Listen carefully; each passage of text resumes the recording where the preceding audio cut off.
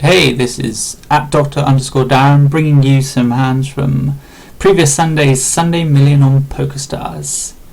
Some Sunday Million mishaps, some hands that either I or my opponents could have played a lot better. Let's get into it. 7-9 suited is a nice hand and it's folded round to us in the hijack. Couple of things that I should be bearing in mind before deciding whether to open. Gut shots in the big blind only has 20 big blinds, so if he was an aggressive player, he'd be using that stack, lots of fold equity, to steal the pot quite a bit. Fortunately, he's not too aggressive, hasn't 3-bet too much, so I'm not going to worry about him too much. However, cutoff and button have been 3-betting quite a bit, so this could easily be a fold, but I ended up opening it. I think I should have made it smaller, so I'd be perfectly happy with a min bet, because my plan would be to fold to any 3-bet from them or the shove from the big blind. As it is, we get called on the button and the blinds fold. So what we want to know about our log is pre-flop pretty loose and pretty aggressive. He's playing a quarter of hands, bless him, but post-flop seems to be a bit of a calling station, so I'm more than happy to be going into a flop even if I am out of position with him. So we flop pretty well. We've got bottom 2 pair, not that there's only two pairs out there, and we've got backdoor flush draw. We could easily bet for value if we think that he is a calling station, but he's quite likely to have caught some piece of that. Could easily be ahead, could have plenty of equity, so I'm quite happy to check call. It gets checked through and we see king of clubs on the turn. That might look quite good because we pick up some equity, but still against this player who we think is going to play pretty straightforwardly, I think we can check, hoping to get there with our showdown value. If we bink a club, that's obviously nice as well, but I don't think we're folding out anything better than our hand, and anything that stays in retains some equity, so I'm quite happy with check calling. Not thrilled when he bets because he could easily have queen, could have a king, could have picked up equity himself on the turn, but with our showdown value and potential to bink a club on the river, I think there's no other option than to call.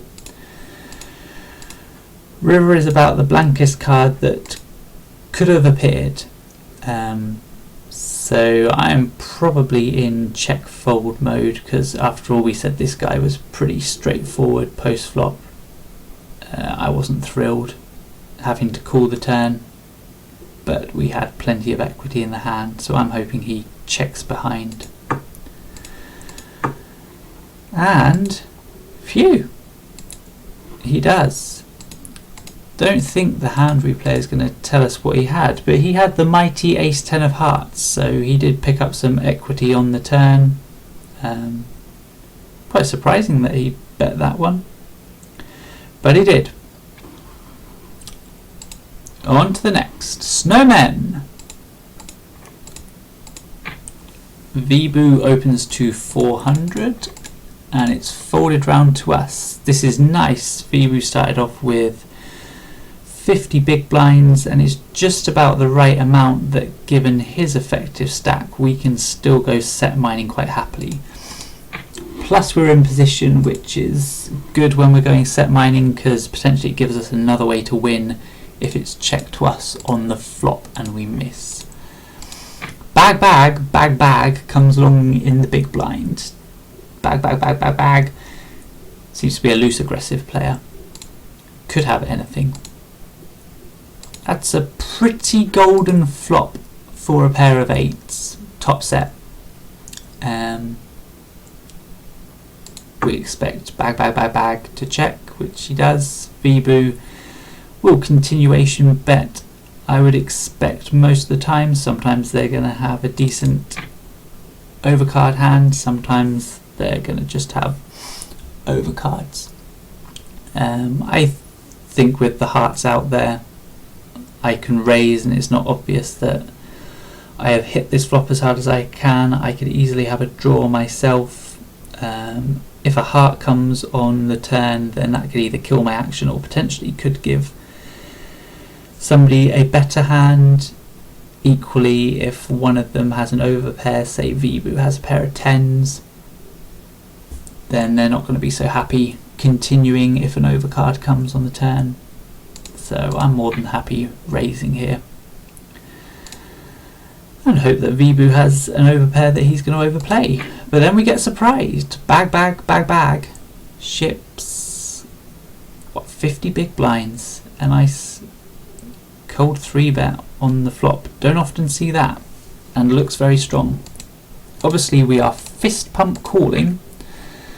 And we find out, well, in an ideal world he'd have a set of 2s, set of 4s, and we'd be thrilled with that. But I suppose it's most likely that we're up against nut flush draw. The hippie called us with King 7 suited, which I think is pretty dubious. I can't see that binking a king on the turn or the river is going to be very good much if he gets it in on the flop. I think it's most likely that he's going to be up against a set or nut flush draw. I don't see that I am raising that flop, not looking to get it in, so I don't think that's great. So we have to hope that we hold, because we kind of deserve to. He picks up a mighty pair of 7s on the river. And we ship a big pot in the Sunday Million. Cannot be bad. Only one way from there though.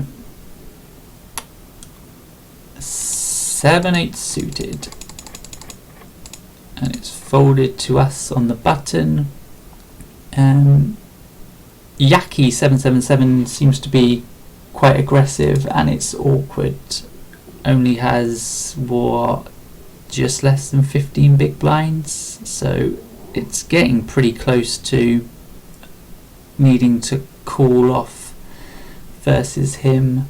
So I think there's good justification for folding this. On the other hand, we've got our friend Arlog in the big blind, who we know doesn't mind calling. And it happens. And we don't get too bad a flop. 4, 7, 8. I can think of better flops. If that 5 and 6 was in diamonds, then we'd be far happier. But assuming that Arlog does what he normally does, which is check, we're going to be c-betting here, because at the moment we've only got 8 high. Taking it down would be wonderful, although we probably are going to need a second barrel versus Arlog if he's fond of a call, but that's okay.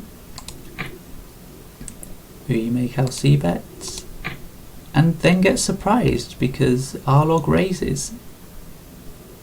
And from what we've seen of him post-flop, I think this has to mean strength. I think this has to mean set of 5, set of 6s, 5, 6 perhaps. It's the only things that make sense. I don't know whether he would be just calling pre-flop with ace queen. Don't see that happening.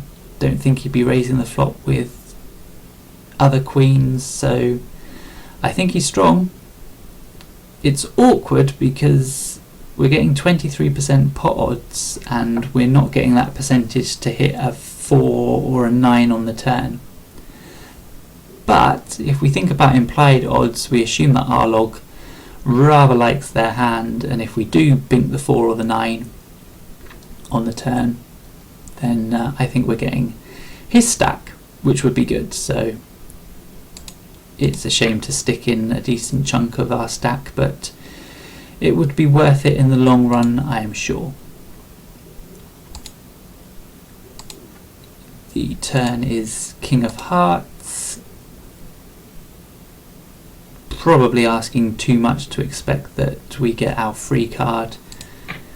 And indeed Arlog shoves, and I think that's consistent with a pretty darn good hand on the flop. I suppose if he is raising King Queen on the flop, it just got better. I'd be highly surprised if we got bluffed off, but hey, what does it matter? We only have 8 high and we didn't hit. What you gonna do? Move on. Blinds go up, only got 15 big blinds left, but you pick up fish hooks. Can't be too bad, right?